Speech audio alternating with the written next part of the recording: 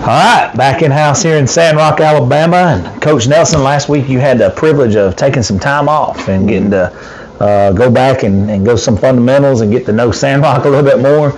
People forget that you've only been here a few months. You ain't even been here a calendar year, nowhere near a calendar year yet. But just take us back to last week and how you guys attacked that off week, so to speak. Yeah, we had a really good week. Had several people kind of beat up a little bit, and we had a tough stretch the last 3 or 4 games right there leading into the off week. So, we took some time, got everybody, kind of back healthy going in this week, and practiced, had a good 3 or 4 days right there of getting ready to play Cedar Bluff this week. So feel good where we're at, and I thought even this week leading up to tomorrow, we've had a really good week so far, and kids are excited to have another opportunity to get a big win this week. You had a double whammy last week, didn't you? You had fall break, so they actually did get a break. Plus they were off. We had fall break this week. This week, okay. Mm-hmm. So you had fall break this week, earlier beginning this week, and you got some time off last week to heal up a little bit.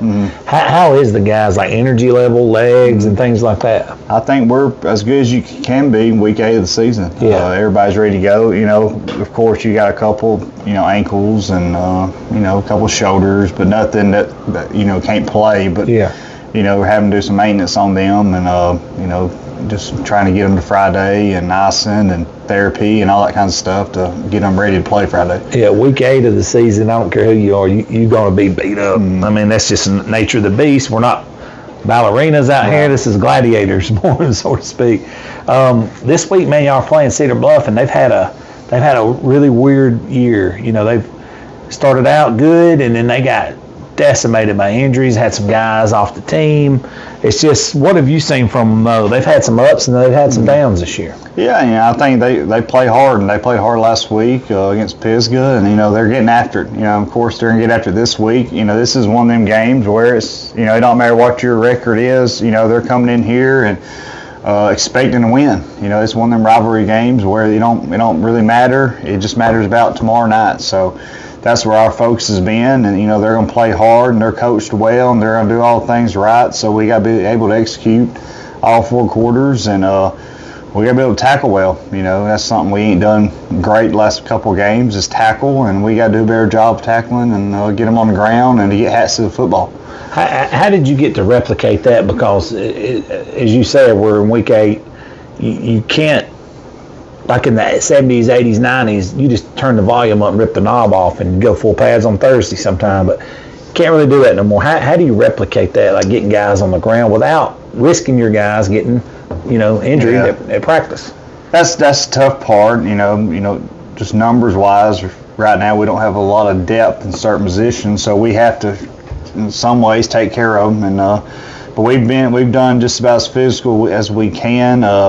We had a couple 9th graders who've kind of been that scout team, and they're going to be really good football players for us in the future. And they run hard, so from that part of it, we've had a really good look of what Cedar Bluff wants to do going in tomorrow, and they're gonna run the football and be physical up front.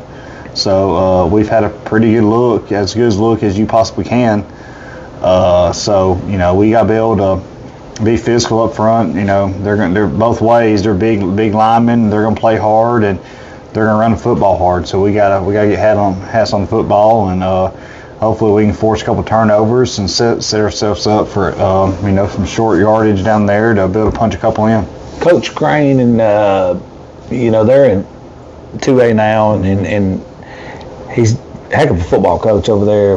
This is a really big game for both communities. I mean, you're talking about an inter-county rivalry, so to speak, here, and means more now, both in 2A. So I mean, it's a different kind of game now, than where if y'all just picked each other up. But talk about that, what it means here in the county for both programs, really.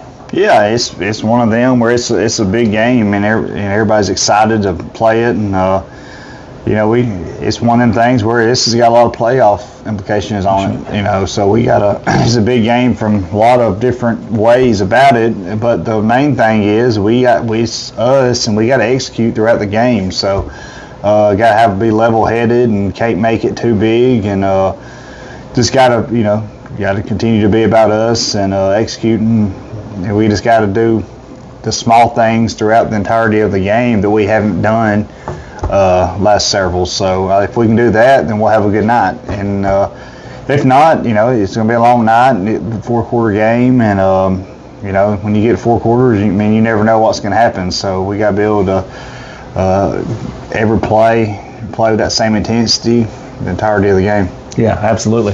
Coach, before I shut it down, I always like to kick it back to you just for final thoughts. Yeah, we just need everybody to come out tomorrow and be loud and have a great support behind us. This is a big game for us.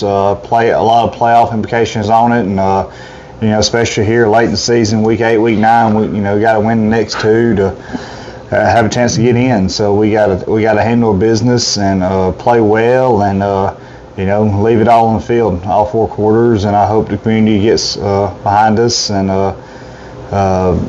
supports us and brings a lot of juice, because we need a lot of energy tomorrow. And I think they have all year, so I think they'll show up and be ready to go. And it's senior night also, so that's huge. We got 7 seniors. So we'll try to do that senior activities about 6:30 before the game. So all senior parents and everybody try to be here. We'll be here early. And we'll get all that handled. And some of the you don't want to make it too big a distraction, but you got to do all that kinds of stuff. And we're excited to see them play the last game. And we hate that it has to come to an end. They work hard and do stuff the right way, but you're excited for them to be able to go out there tomorrow night and lay it on the field one last time. Several of them's hurt and a couple of them ain't been able to play, and you hate it. You hate to see that. Hate it for them, senior year, and